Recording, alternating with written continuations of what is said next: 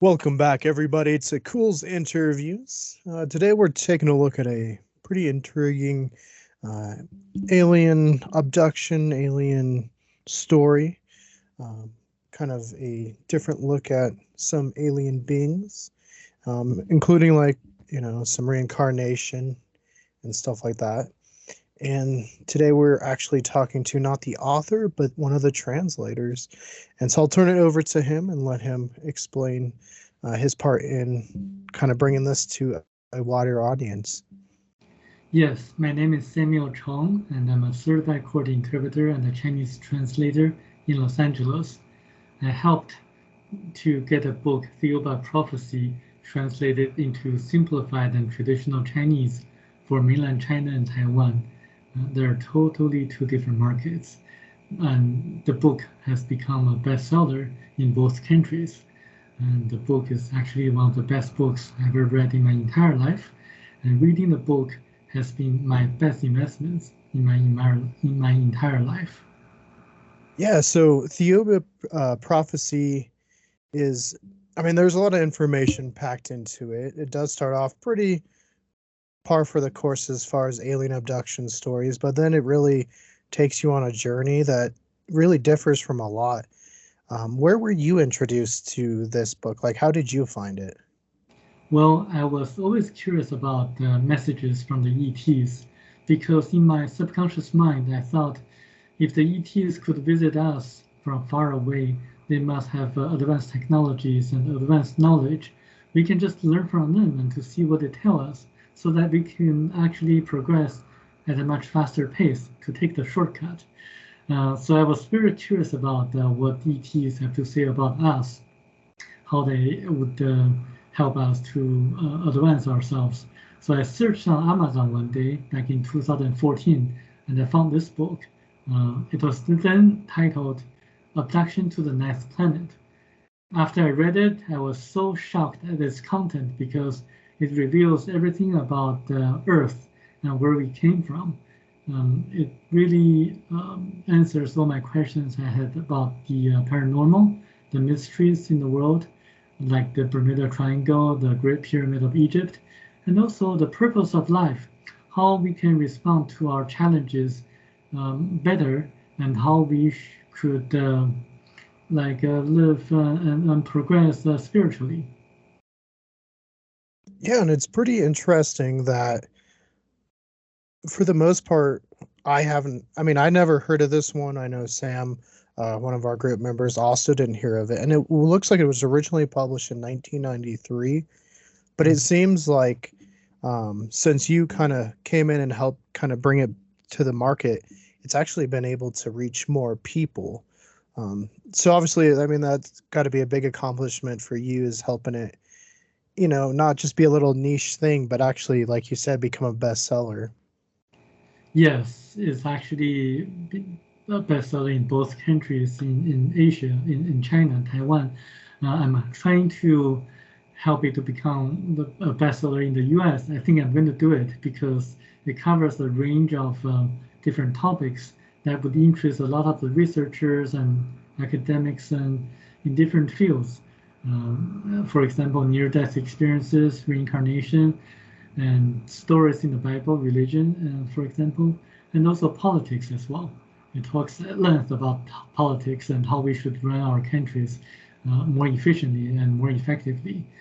And also a lot of ET technologies, such as antimatter guns and anti-gravitational technologies and supersonic vibrational systems and how we can split water molecules more efficiently and things like that, including time machine for that matter, and parallel universe. So I think it would interest a lot of people. We just have to get the words out. Yeah, and kind of go into some of the machinery. One of the things was ultrasonic vibrational system. Do you Yes. want to kind of describe to the audience like how that worked or what it was for? Well, if you visit Egypt, you're going to most likely to visit the Great Pyramid there. And if you happen to go to Easter Island, you probably are going to see the moas statues. those are huge stones.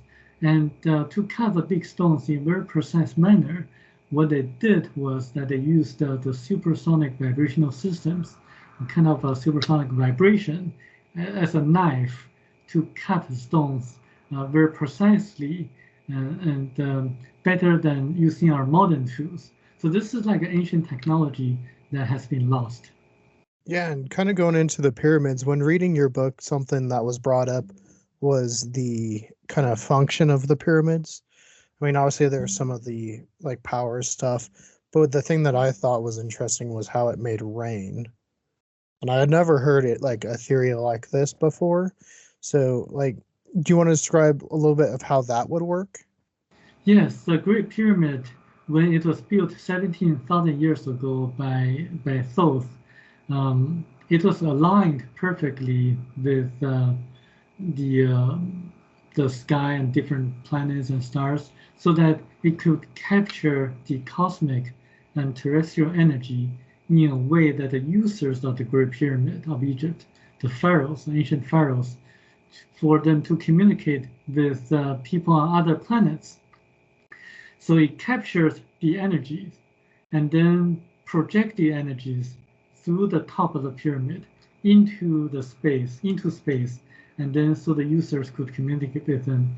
Similarly, it could also project the energies into the sky, into the clouds, so that the clouds could be ionized, so that the rain would fall.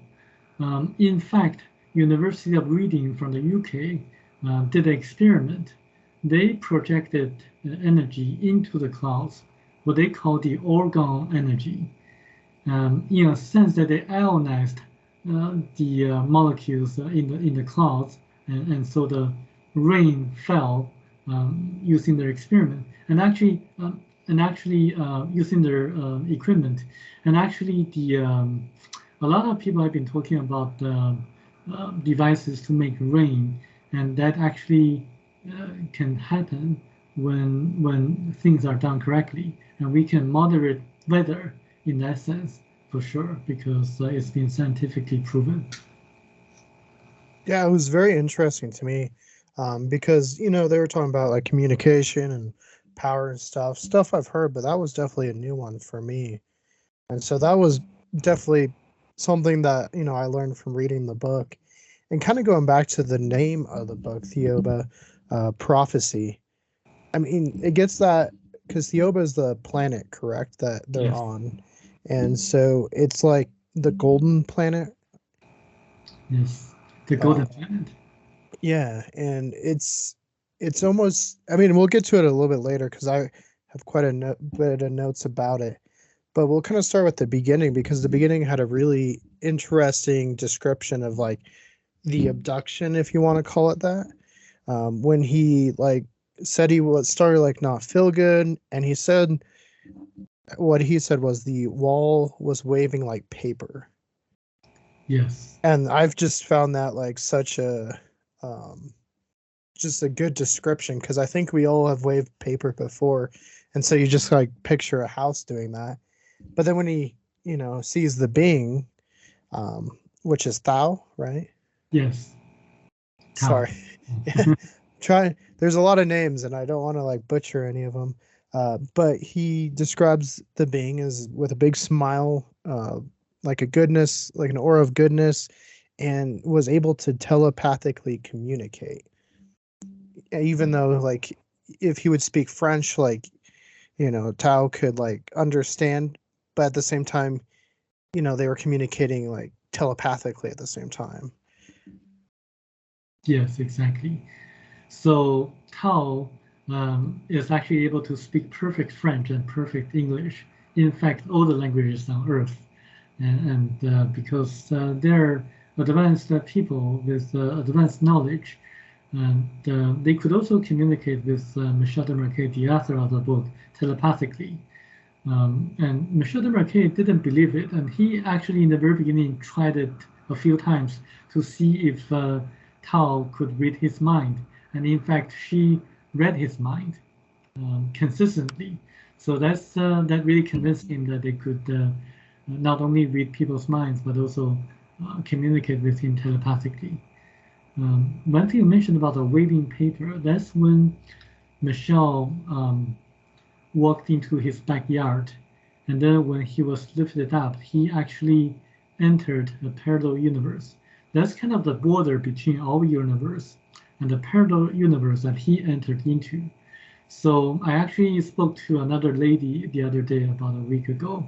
She lives in northern Canada. So sometimes she walks into the forest. And then sometimes, like I think in 2 occasions, she was about to enter into a parallel universe where she also saw like the waving paper, and suddenly all the scenes changed from one to another. And then she felt not right, and she walked back towards where she came from. So she got out of the parallel universe. Otherwise, she would have been stuck over there. So this is what Michel Desmarquet experienced. But he was led into the parallel universe, where he saw the people who stuck there, people wearing medieval clothes, and people who behaved like savages. Yeah, if I remember, like they had the gates of gorillas. Yes. Yeah. And Tao, the ET, led him into the parallel universe so that people on Earth couldn't see them. So they used the parallel universe as a hiding place so that people wouldn't see their spacecraft on Earth. So that's the purpose of them using the parallel universe. Yeah, and Michelle was talking about some of the beings like going to attack them, and Yeah. that's when Tao like turns around and like just decimates a couple of them.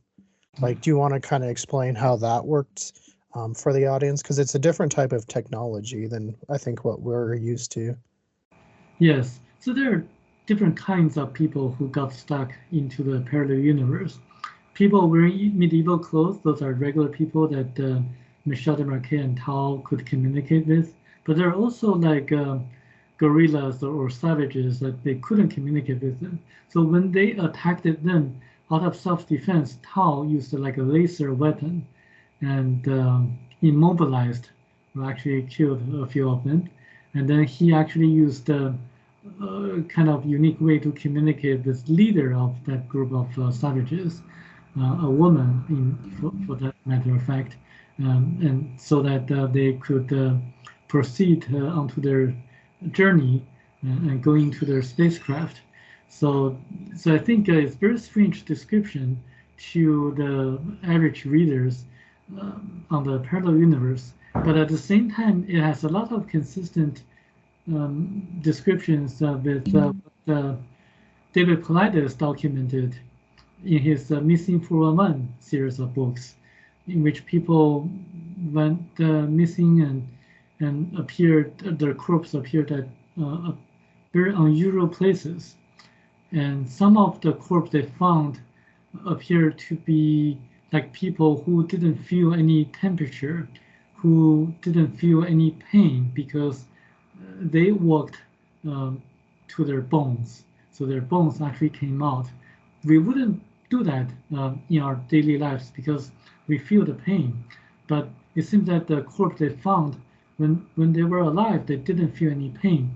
So similarly, Michel Desmarquet was told that in a parallel universe, not only time stops, but the people there um, don't feel any pain or hunger or thirst. So this is very consistent description. I find that to be very interesting.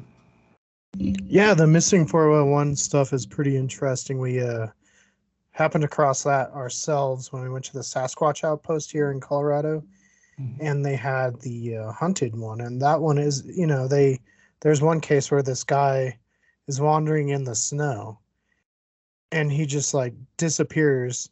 They search, they can't find him, and then they find his boots in an area they've already searched, which they thought was odd. And then like a year later they find a backpack with still in with food and stuff, like someone had just been there. And then the next year they found his bones, and that was interesting. And yeah, I didn't make that connection before, but that's definitely an interesting like connection between the two. Yes, indeed, people near parallel universes are sucked into that. So that's why in the Bermuda Triangle, planes or ships sometimes gone missing. And the way to protect yourself when you're close to a parallel universe is to really go back to the way how you entered into that path. So just retract yourself immediately, go back to where you came from, so that you don't get stuck into that parallel universe. Yeah, it didn't sound like a fun place to get stuck in. But after that, they're kind of journeying through the universe, and he mentions Saturn and just how beautiful it looks and all the colors and stuff. And then they go to a planet, and I'm sorry if I get this wrong, but Arimo 3. Remo X3. Okay. And this is the planet with the ants and the praying mantis, right? Yes, yes. And the praying mantis was like 27 feet tall. Pretty much all these like insects were mutated because of a nuclear fallout, kind of, if you put it that way. Yes, that happened 150 years ago. Now it'll be 180 years ago. So it's a very terrible description on how the people lived on that planet nowadays. They're deformed people because of the nuclear radiation, and they're primitive people. They don't have everything was basically destroyed by the nuclear bombs. It's kind of like a warning to us because back 200,000 years ago, they had a very advanced civilization, and because of overpopulation on the planet, some of their people actually migrated to Earth, landed on the continent of Lemuria, and through the far side of the moon. So they built alien bases or ET bases on the backside of the moon as a transfer station. So that's why some people say they're artificial structures on the backside of the moon, and now they probably know who built those. Yeah. Yeah, and it's interesting because there is a decent timeline laid out as far as the beings on Earth. Because there was a couple different instances where they describe like Australia, New Guinea, and Indonesia were connected, which we know there was that land bridge about 10,000 years ago.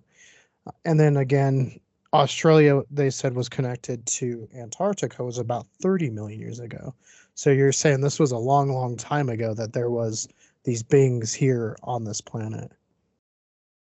Yes, actually, a long time ago, they have been watching us and guiding us throughout history. Since the very beginning, since the first man landed on Earth. Actually, the first group of people who landed on Earth were two groups: the yellow race of people and the black race of people. And the black race of people landed in Australia, and the yellow race of people landed what's now the Myanmar area near Myanmar, Burma in the past, what they called that country.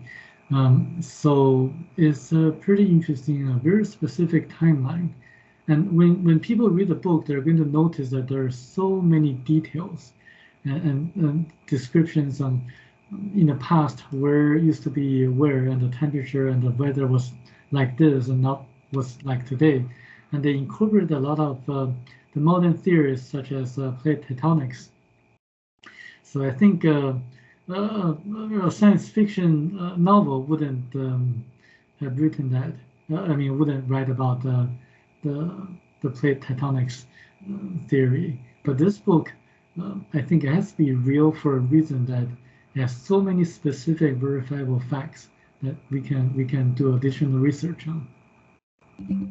Yeah, and then kind of getting back to like the being that Michelle is with is described really beautifully, like very like beautiful, like almost perfect features, and that's again kind of due to like their ability for their cells to regenerate. Yes, they're all beautiful, very, very beautiful people. Blonde, very tall, like 9 or 10 foot tall. Sexy features or figures. Their appearance resemble like a very beautiful woman, Nordic woman.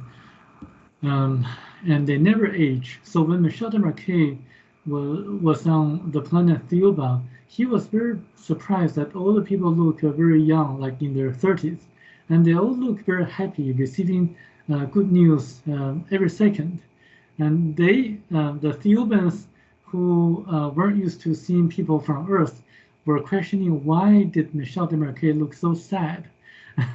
So they weren't used to the facial expressions of our people on Earth, being very serious and very, very kind of sad facial expressions. You can see that they're highly advanced people, not only very knowledgeable, but very, very happy and beautiful, and in every way they're better than us. But that's not to say that we should be sorry for ourselves. We are just like elementary school students trying to learn from the masters, from the professors. And we should progress step by step until we reach their level. Yeah, and like you said, he kind of describes them as like Amazons throughout the book. Even though I guess it'd be like more non-binary since they're neither male or female. They're both. Right? That's correct, right? Hermaphrodites. Yeah, they have both male and female sexual organs, and yeah, that's why that way they don't need to worry about husband and wife relationship. They can just have a baby born when they decide to have a baby born. And then the civilization is pretty perfect sounding, right? As it's described, it's safer to go to bed, laying in the streets there than locked in a super secure building on Earth with guard dogs and all that. I mean, so what's the background behind that for our viewers that don't know So, maybe like the structure? so there's spiritually advanced people and highly advanced people. So what that means is that they are done with the wars and jealousies and hatreds.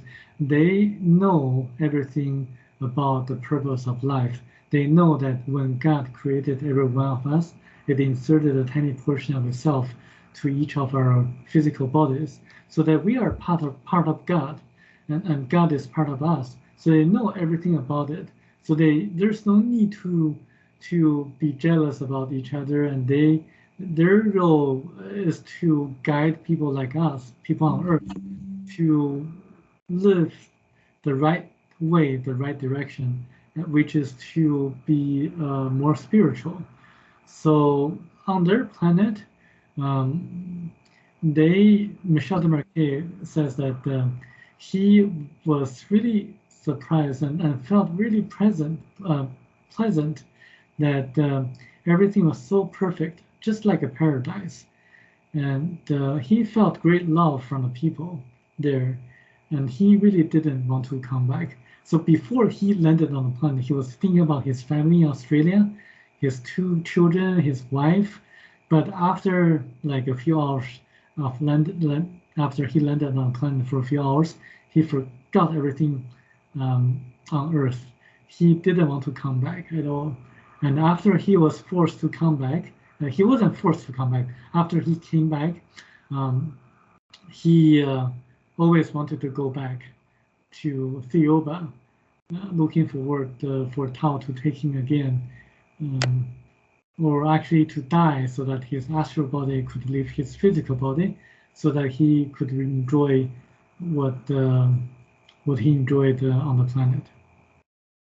Yeah, and you mentioned like the overwhelming sense of like love, and it's kind of described as like a wave that went through him, right? Like, either the being touched him, or there was the part where he's like in the water, and he just felt like this overwhelming calm and like just like a sense of love that he hadn't felt before. Yes, kind of a magnetic fluid, comfortable feeling when one of the Theobans touched him, and he felt accelerated and very comfortable. Um, and he really was so in love with those people, because he really felt that it's really like a paradise, just like what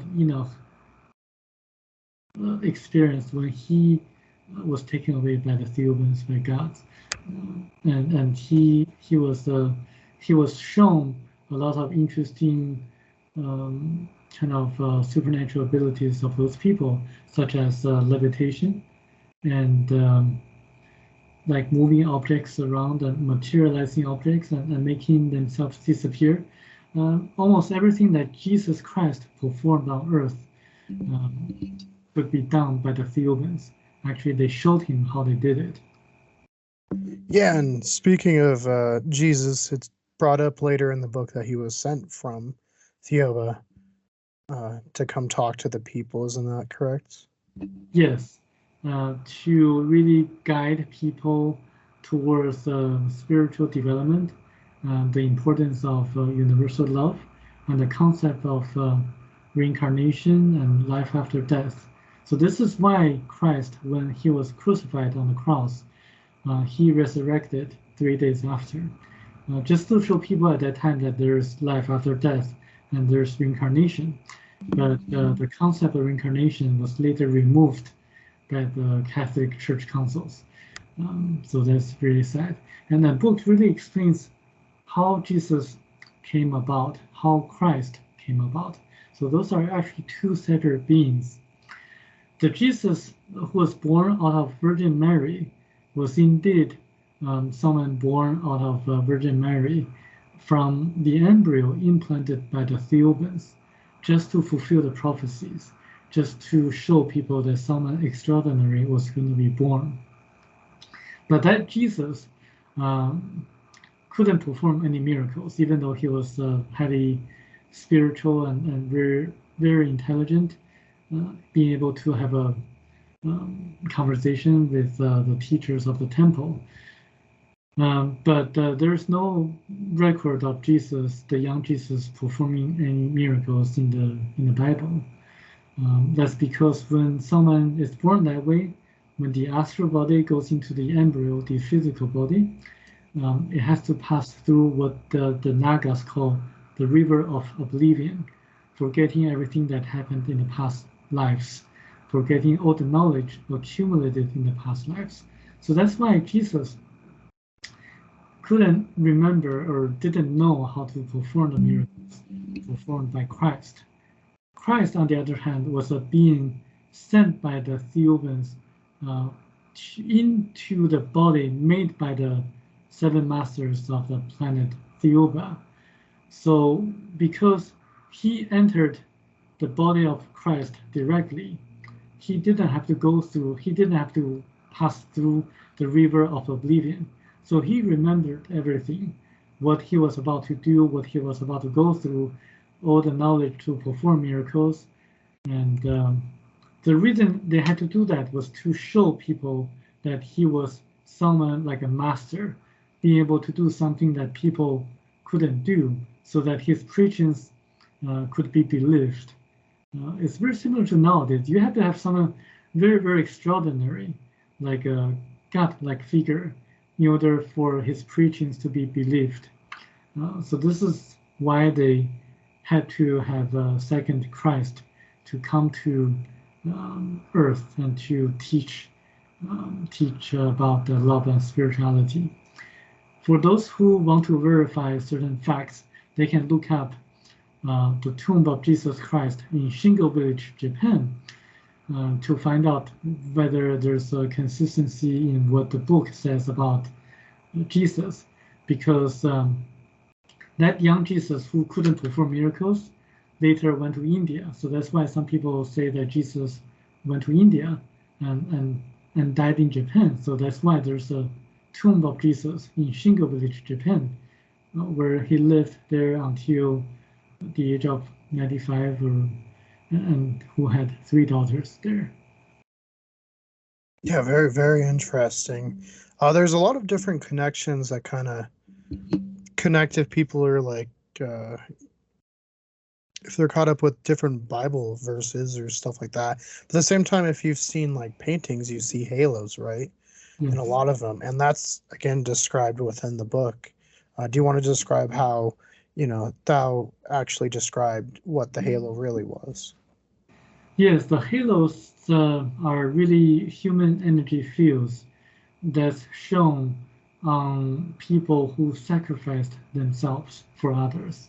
So people who are extremely altruistic. So this is why when in ancient times pictures were drawn, because the painters could see the halos, so they drew the halos of the saints.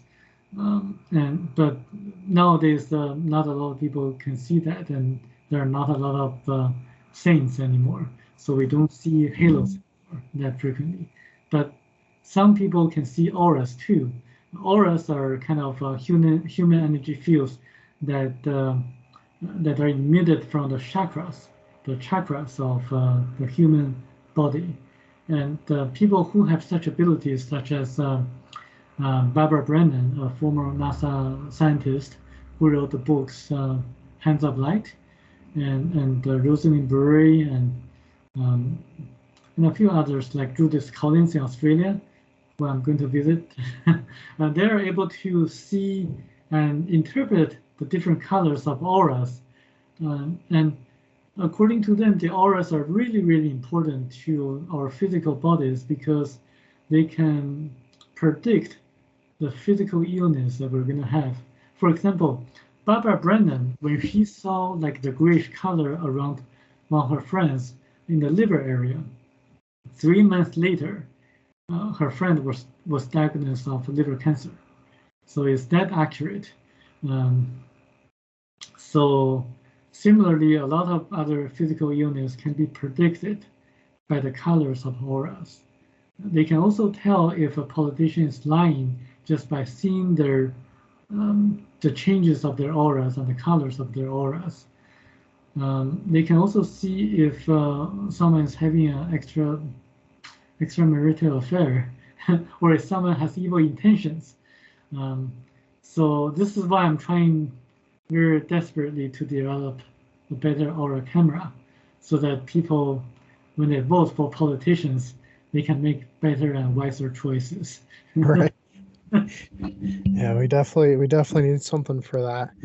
Kind of going to color because that definitely seems like an important theme throughout the book.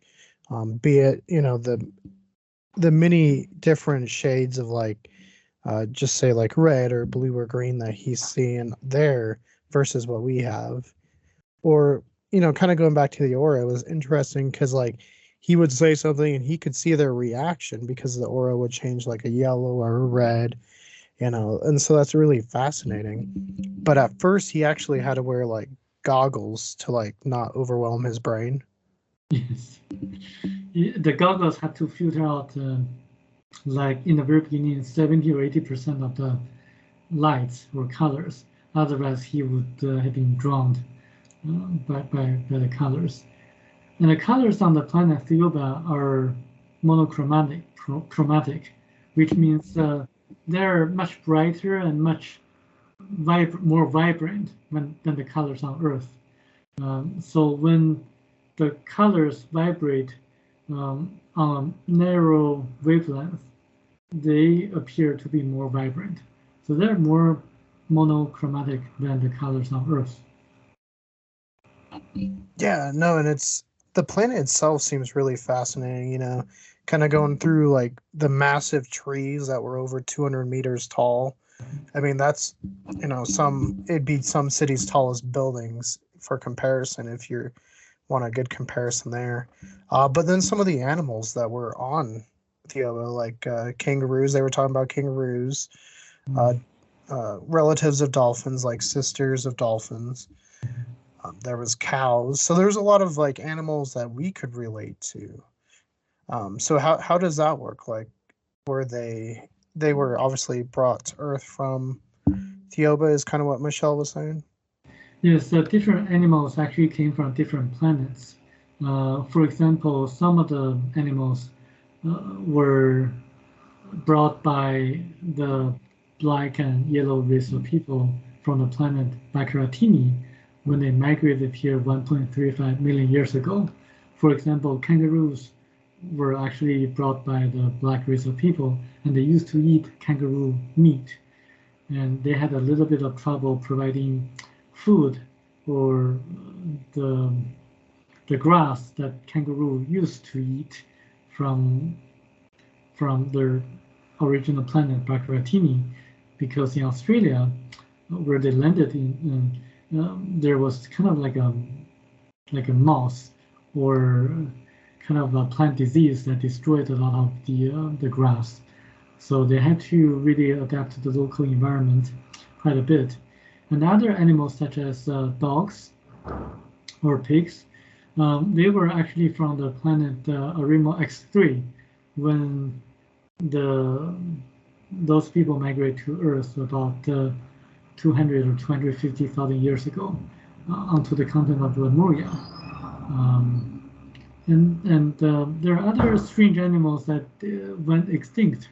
When Michel Desmarquet went into the psychosphere, he saw that there was a huge pyramid that's 3 times as large as the Great Pyramid of Egypt on the continent of Lemuria, where on the walls of the pyramid, inside walls of the pyramid, he saw a lot of animals that went extinct, like animals that had half human bodies, like human head and animal body, and human body and animal heads. And those animals are no longer in existence on Earth, but he saw the paintings on the walls inside the pyramid on the continent of Lemuria. And that I find very interesting because in ancient Chinese classical texts, there's a book called the Mountain Sea Scriptures, 山海经, and that book writes about all the strange animals that people could find back then. And a lot of descriptions are very similar to what Michel Desmarquet saw on the inside walls of the pyramid. It's also kind of brought me to thinking of the different like Egyptian kind of gods or deities where they'd have like human bodies and like, there's the dog or the crocodile face. And so it's kind of similar to that as well. Yes. And Michel Desmarquet actually saw a beautiful horsewoman when he was on the planet Theoba.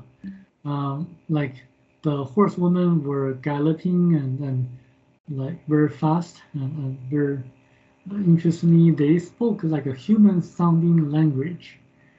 And I find that to be fascinating because there always been like a myth that there were like horsewomen on Earth or other planets, and I think that might have some kind of correlations with the horsewoman on Theoba. Yeah, no, and one thing I actually forgot to say earlier was kind of as a warning, he saw these beings where they were like disfigured from the nuclear radiation. Yeah. They either were like disfigured or they had like open sores. Like, do you want to describe those a little bit? Yes, it's a very graphic description where, like, Michel Desmarquet was on their spacecraft, but they have this kind of ability to focus um, on, on the people on Arimo X3 and to really see the details of the appearance of those people. So he saw like a woman in her 20s, a very young age woman, and she had this kind of sore, disfigured face, and that's according to Tao was due to the radiation from nuclear bomb. And a lot of other people were like that, and a lot of men were impotent. They don't have the ability to procreate. There's just one man whose genital showed the ability to procreate. And it's a very unfortunate description of what happened on the planet. And so I would suggest the politicians to read the book and to really see the dangers of nuclear bombs. Yeah, and one other political thing it talked about was like not having parties. Yeah. Yes. So Tao was referring to the political structures in America, like in the US, Canada, Australia, in which different parties always fight against each other. And when, for example, in America, when the Democrats are in power, they get rid of everything that the Republicans did. So everything was to be erased or to be undone. And Tao says that, or the ETs say that that's not really efficient to run a country like that because, like, the Democrats have to compromise with the Republicans in order to get things done because they never agree to certain things. But in order to get things done efficiently, they should have a government in which the politicians focus on the interests of the people and not to be really selfish. And the politicians have to be spiritually advanced and to really take care of the interests of the public. And the way to find such politicians is really to cut their salaries and to really not to have them have a lot of personal benefits or personal interests, so that the people whose main interest is to serve the public get elected. And it describes like a way to elect those kind of people in ancient times on the continent of Lemuria and also on the planet Bacteratini, in which like people elect the people they elect locally. They elect like a leader from the local groups, and then the leaders get together for maybe 7 days or so, and then they elect another leader among themselves to be the leader of the province or the state. And then the leaders of the state get together for another a week or 2 weeks or so and get to know each other, and then they elect the leader of the country. And then there are like 7 leaders of the country, and when they agree on certain things, like the majority wins, and the leader of the country has 2 votes, and the rest of the leaders have 1 vote. And when there's a tie, then they have a debate until one person changes his or her mind.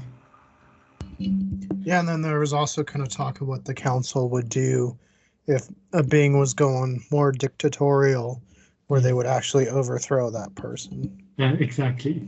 So it's more like a democratic election, but everyone decides on everything, and it's a very kind of unique system that we should learn from. Yeah, and going back to Tao, who's like, I guess not the main character, but like our second main character of the story, who's actually leading Michelle around, is actually can be like tells Michelle that there's a carving on Easter Island representing. Yeah, that's actually Tao. It's more like an artistic illustration or something like to resemble Tao, but not to the exact appearance of Tao. It's more like a artistic manifestation of how Tao looked like in the ancient times. Yeah, and then another really big event kind of around that same vicinity was the asteroid, because it hit in the Galapagos and the Timor Sea and the Red Sea. And this is something where it kind of wiped out a bunch of the population, except for the few that went into space to come back down and help. But this seems to be like the apocalyptic kind of depictions that we all would think of if an asteroid hit, right? Yeah, so that actually happened about 1 million years ago, or 1.2 million years ago, when one big asteroid hit Earth. But before hitting Earth, it split into 3 parts. The first part landed in what's now the Red Sea, and the second part landed in what's now the East Timor, and the third part, the smallest part, landed. It was now the Galapagos Islands. That actually wiped out the entire civilizations. And before, we used to be able to levitate and to have space traveling abilities. But after that happened, we became like primitive people, and we had to resort in even eating like among ourselves to survive. So that's a very unfortunate natural disaster. But we started over again. We kind of progressed. That natural disaster, now when I look at it, I think it really doesn't. There's no need to regret it, because our main goal is to grow spiritually, and not to focus on the material wealth or the physical life. We should, because we don't take away the wealth, material wealth that we accumulate in our lifetime. But what we can take, would be the life lessons that we accumulated in our lifetime. So when a person dies, for example, when I die, my astral body would leave my physical body and to rejoin the higher self after 3 days. And I would have a life review process in which everything I did in my lifetime would be shown to me holographically, like a holographic film, in which I would be able to feel how others felt when I did certain things onto others. For example, if I made someone sad, I would feel the sadness of that person. So this is why after I read this book, I apologized to everyone that I hurt in my past, like seeking for forgiveness, because I know what's going to happen if I don't do that. There will be karma, there will be paybacks in my future lifetimes. So I'm pretty smart, you know. You got to get ahead of it. But yeah, I know there was that ceremony where one of the kings died, and then they were like celebrating, and it kind of took Michelle aback because usually here it's really somber, but they're like, no, he's like liberated, as they called it. Yes, and actually, the Latin American culture, especially the Mexican culture, they celebrate the Day of the Dead. They don't mourn like the Chinese. The Chinese, they are not knowledgeable as the ancient Mexicans. The Chinese, they don't know that there's kind of celebration if people did a lot of good things in their lifetimes. So I think once we have the knowledge, we would know how to respond to certain things in lifetime.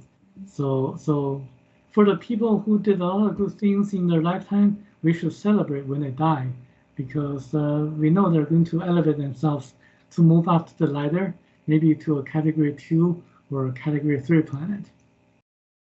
Yeah, and they were category 9, right? Yes. Which is like they were one of 3, right, to make it that high? Yeah, they're one of the 3 category 9 planets in our galaxy, the Milky Way galaxy. And the Jewish people, the Hebrews, originally came from a category 3 planet. As you know, you read a book, a higher category in the book. But Michel de Marquet told me that they came from a category 3 planet originally about 12,000 years ago. Yeah, and it's an interesting thing to try to do research on, right? Trying to see, like, obviously there's different steps, and we're just like a little baby planet right now as far as what our civilization's been doing. But kind of going back to that, when the king died, and I wrote the name down, but I'll probably get it wrong, so I apologize. But then a new king was appointed, or they were watching. It was man, I'm gonna butcher this. Latin. I don't know. I'm Latin news say. Yes, Latin news, yes. Where he was actually like seeing a past life while alive. Yes. So Michel de Marquet was led into the psychosphere, which is what some people would call the Akashic record. So what happens is that he was shown what happened just before the destruction of the continent of Lemuria, before the continent sunk into the ocean due to an earthquake, a natural disaster. So he saw like everything holographically. So he would feel the vibrations of the people and himself as well. So when he was like a sailor on a boat or on a ship, he felt really close to that person because they have the same astral vibrations. But he couldn't communicate with that person or himself in the ancient past. He couldn't change the past or the history. Similarly, the king saw, I mean, he was on Lemuria, as the last king of the continent, and he was actually a Theoban visiting the past with Michel de Marquet, saw what happened in the past as a king of Lemuria. And I think, there's a very finite detail when Michel de Marquet and then left the Akashic record or the psychosphere. The king, the Lemuria, the Theoban, felt a little bit sad, or kind of like not as happy as the other people.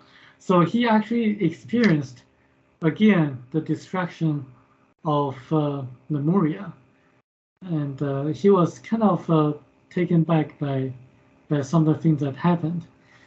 I guess he was kind of regretful of not having listened to one of his advisors warning about the earthquake.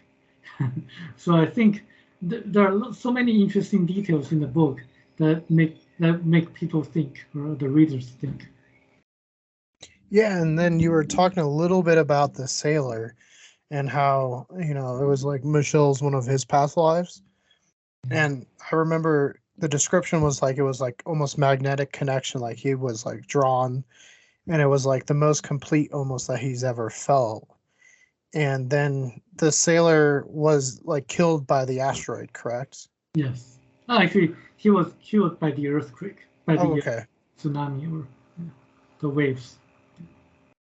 Yeah, and he had to watch him like die, but then he didn't feel like bad because he knew like what would actually happen. Like, and you kind of saw that personal growth in him by that point, where he was able to kind of see the next journey, and him himself, and maybe why he was chosen, right, was he had done 81 past lives or 81 lives. 80 past lives already. So he was shown before he left Theoban the past 80, the 80 past lives that he lived. So in the past, he was a mining worker in Germany, and a few times he was a beggar or a goldsmith or like a queen on a different planet. And he had a lot of very interesting lives in the past. But most of his past lives were kind of very ordinary, except for the queen. He being a queen in the country of a different planet. He was just a regular person. So what goes up has to come down. So life is kind of like a wheel, like rotating. You have to experience different roles in different lifetimes. So, for example, in this lifetime, I'm a Chinese translator. Maybe in my next time, I'll become a beggar, in which I would learn different lessons as a beggar. I'm actually looking forward to that. So there's nothing to be envied about the richest people in our world, like Bill Gates or Jeff Bezos, because they actually have harder lessons to learn. They have more temptations being the richest people in America, like drugs or women or people or being jealous of them. So they have more challenging lives than us.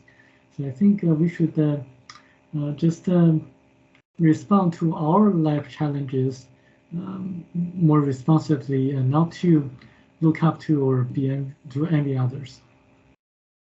Yeah, and that was kind of going towards the end. It was one of like the messages of their planet was that none of them envied each other, right? They all were just, it was no envy. They weren't prideful, Right. you know. They were just, happy, and they're very loving, right? Very loving people, and they kind of help us to love each other.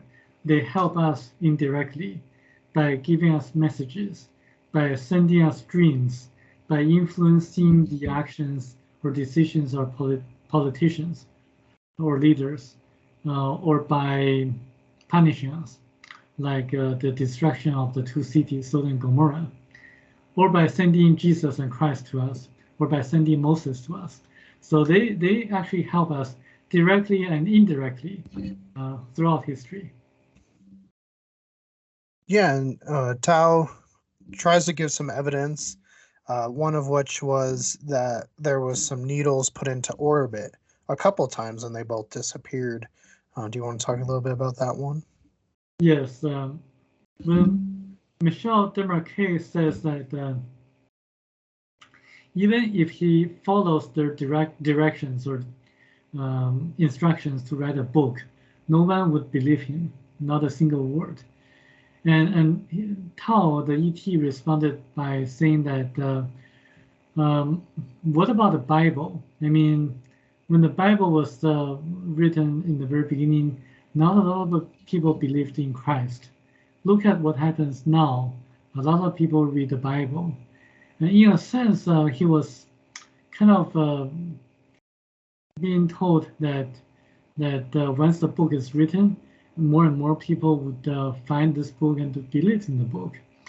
And to those who don't believe in the book, Tao gives like an example, saying that in the 1960s, like hundreds of millions of needles was put into space. You can mention this fact to the politicians, and they would know. So I looked it up. In the 1960s, MIT had an experiment, not experiment, but a project called Project Westford, WESTFORD, in which the US government was trying to improve the telecommunication signals by sending the copper needles into space, so the signals would get bounced back to Earth. So we would have better signals. But then the Thebans believed that that would really create a lot of issues for us. So they collected the needles. So twice they failed to successfully deploy the needles into space. So that's example that Michel Desmarquet was told to tell the politicians.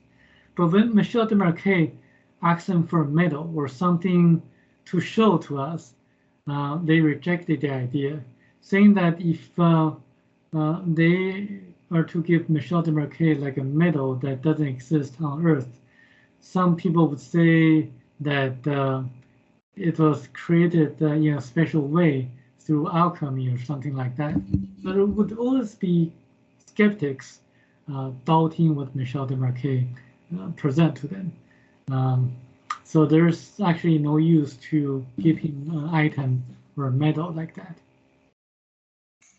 Yeah, and so because I've tried not to give away too much of the book, luckily towards the end there's a ton of stuff. So I think for any viewers, if you still want to read it, you won't be like spoiled or anything like that. But for like, what's a good message that you think they were trying to give? Because there's a couple kind of like rules that they were trying to pass along. Yeah, there are so many messages. We have just talked about 5% of the book. Yeah. Right. Speaking, it's just impossible to. But I would say that the timing of when the book was written was really crucial. It was written in 1989 and got published in 1993 after the breakup of the former Soviet Union.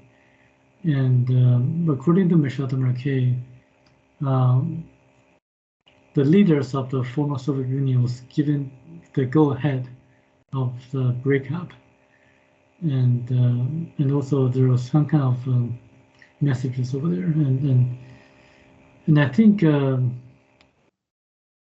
we are at a very critical moment of time. If we don't change our ways of living, then there's going to be something extremely damaging or a catastrophe would happen.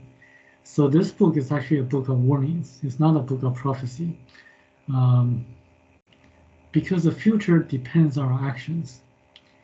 The past is fixed. We cannot change the past, but we can change our future. So this book really tells us to think independently and not to be brainwashed or influenced by the mainstream media or the politicians. The way to respond to our challenges is to really look inside ourselves, not to follow the directions of specific religious leaders or the politicians or the government or the media. The kingdom of God is within you, it says in the Bible. So when you face the life challenges, look inside and ask your heart, your gut feelings, and follow your inner sayings. And that's the way to do it. And also we need to face our challenges collectively when certain things are done by the government or by the dictatorships or the dictators. We need to have collective actions and not to have violence.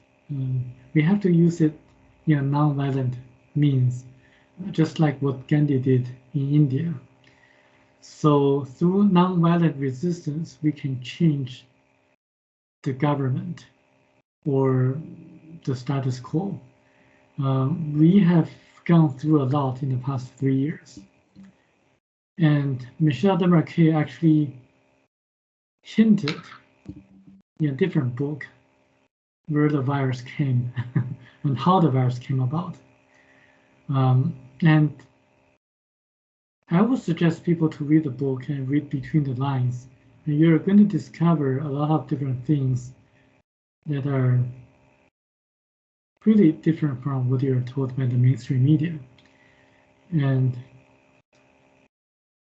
as a Chinese translator, I'm privy to certain information from China and the whistleblowers from China.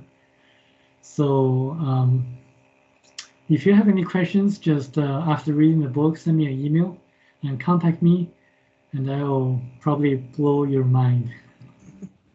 I have a couple more questions, but I know our group member, Sam, who was going to be on tonight, he's my co-host. He's sick, and he had a bunch of questions for you. So we'll definitely have to have you back on so you two can talk, because I think that'll be fun.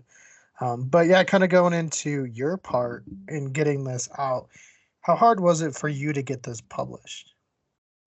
Extremely difficult because Michel Demarquet asked me to have it published in a Chinese-speaking country. So I tried China, Taiwan, Hong Kong, Singapore.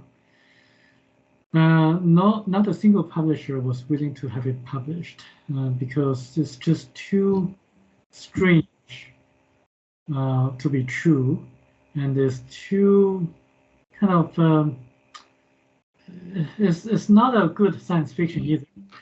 And also it talks about religion. The Chinese government doesn't want anyone to talk about Christianity or Judaism for that matter. So it had to be published as a science fiction. And I got it published through a personal friend of mine whose mother used to be editor-in-chief of a major publishing house in China. So I got it published that way through personal connections. And it's published in Taiwan as a nonfiction through my unique presentation to a publisher there. It's very difficult, but I got it done. Yeah, I was wondering about that because there's a lot of topics in there that I'm sure were frowned upon. So I was as I was reading it, I was like, I wonder how hard your part was. Like, I'm sure you had a lot of legwork to do, and for you, you'd also have like a very unique perspective in this, and that's actually being able to have talked to Michelle. And like, can you tell us a little bit about Michelle and like just like how he was as a person when you talked to him? Yeah, I was really surprised that he didn't know anything about technology at all. He didn't know how to type. He didn't know how to use a computer. He didn't even know how to use a mobile phone. I mean, he used landlines in Vietnam, where he lived in his later part of his life. So everything he wrote to me by email was dictated by him and typed by his Vietnamese niece, Lily.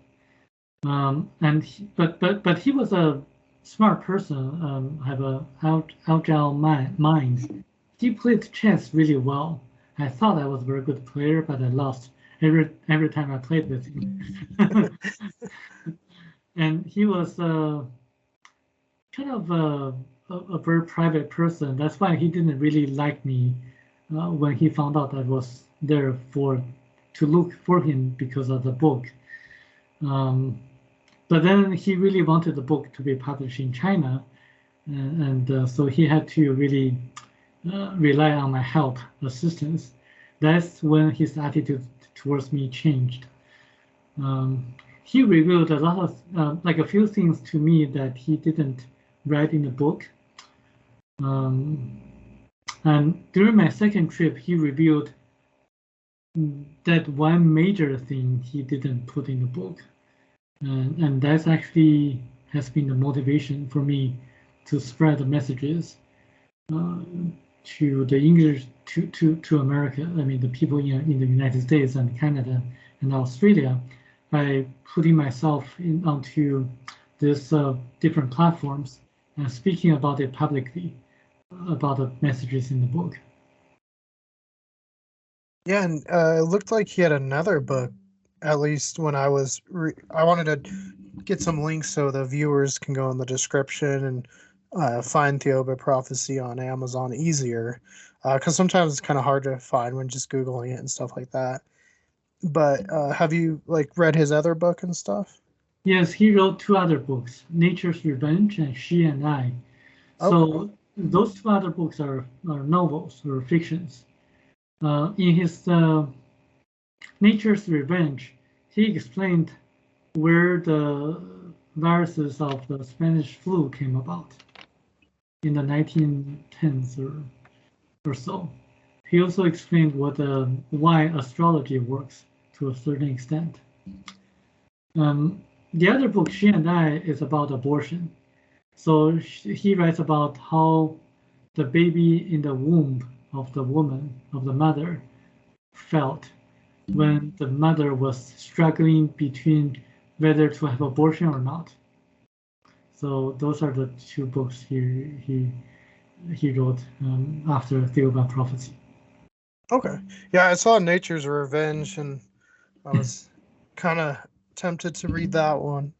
Um, but as far as yourself, like, what else are you doing right now besides like, helping promote this one? Do you have any other projects you're working on? Yeah, I'm trying to develop this Aura camera that doesn't require people to put their hands on a sensor. I'm also trying to work with a clothing manufacturer to come up with a better, like aura wear, like a color therapy clothing. But my main mission is to promote the messages to as many people as possible.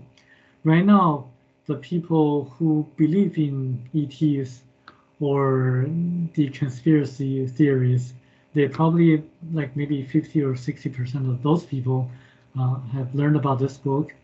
My next step is to really promote the messages onto the people in the mainstream society people who obey the government, people who read the mainstream media. I'm trying to find ways to spread the seeds to those people. Yeah, and have you had a lot of blowback from like the UFO community? Yes, I do.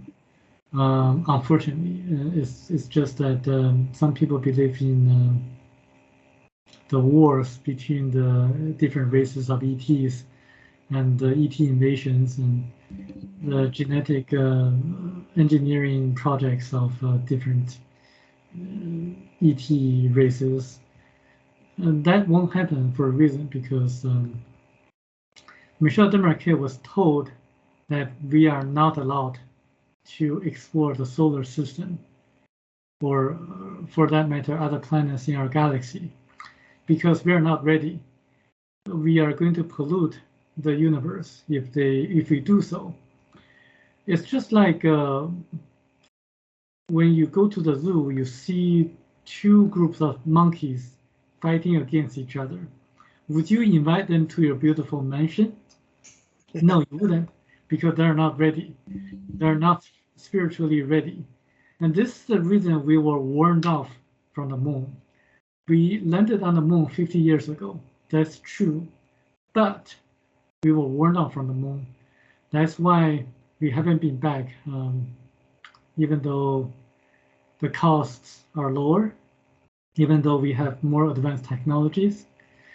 And there's a lot of evidence about it. I mean, people just need to think more critically about certain things.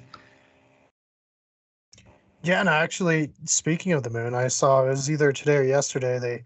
NASA announced like their next moon mission. There are 4 members. What do you think will happen if they go? Well, they're either going to, I don't think that's going to happen. They're going to find other excuses to delay the mission, but they're going to get the funding from the government for sure.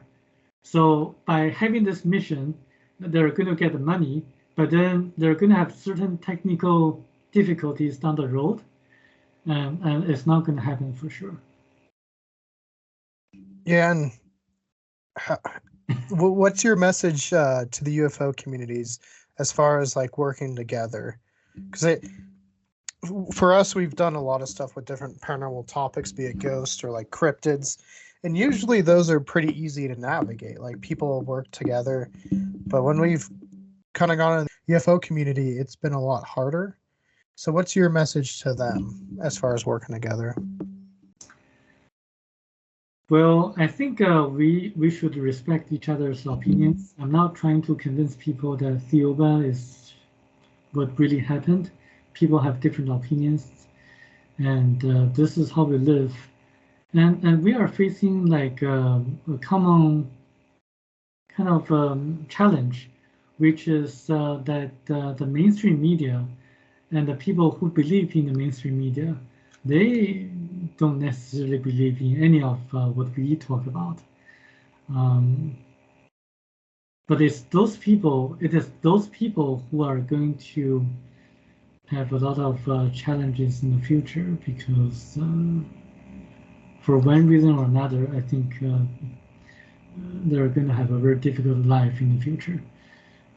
But I think I respect people who believe in Star Wars or secret space programs, and I would listen to them, and I would hear their evidence and opinions and personal stories, and I have an open mind, and I hope they do the same. Yeah, and before we end off, like, what's the last thing you want to say as far as why people should read Theoba Prophecy? Reading this book is the best investment I ever made in my entire life. It gives a lot of benefits and knowledge to the readers on how to respond to the challenges in their lifetimes, in their lives, whether it's relationship difficulties or financial difficulties. And by the way, we are going to have certain financial crises down the road, because when the Fed raises interest rates, it's never going to be a soft landing. I have a financial background, so I know. So when that happens, look inside of yourself. And this book gives you a lot of effective and inexpensive ways to be healthier and to be a better person. For example, it talks about the effects of different colors, and that actually can help you to become a healthier person, and also what kind of things to eat and how to really be a happier person once you know the meaning of life. So this book contains a lot of knowledge that can be very practical. So just for that reason, you should read the book. And I think you're going to be rewarded by the information contained in the book because I've been rewarded greatly, and I'm sure you have. And I think you, the readers, the audience, will also be rewarded as well.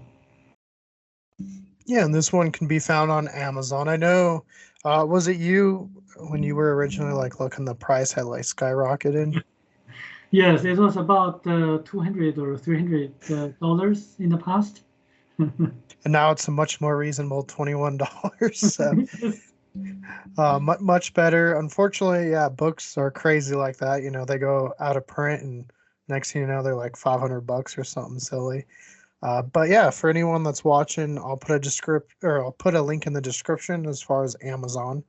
But for anyone that's interested in more about you or finding out more about you, where can they find you at? They can find me by searching my name on Google, Samuel Chong, Chong, and the title of the book, Theoba Prophecy. And they can find my website and my email contact information. Okay. And we'll make sure again to put all that in the description as well. But yeah, it's been fun talking to you. I'm sorry Sam was sick, so he was unable to co-host with me. So we'll definitely have to have you back on because I know this is one that he was really looking forward to, and he enjoyed reading the book too. So yeah, thank you for joining us. Yeah, thank you. Thank you. Once again, we want to say thank you to Samuel for joining us on this episode of Culz Interviews for Halloween season. So make sure to go to the description below if you found any of this interesting. That way you can find links for the books or more about him. But until next time, for more Culz interviews, click that link to your left. For more about us here at Culz Paranormal, click that link to your right. And don't forget to hit that like and give us a subscribe. And let us know. Have you read the Theoba Prophecy?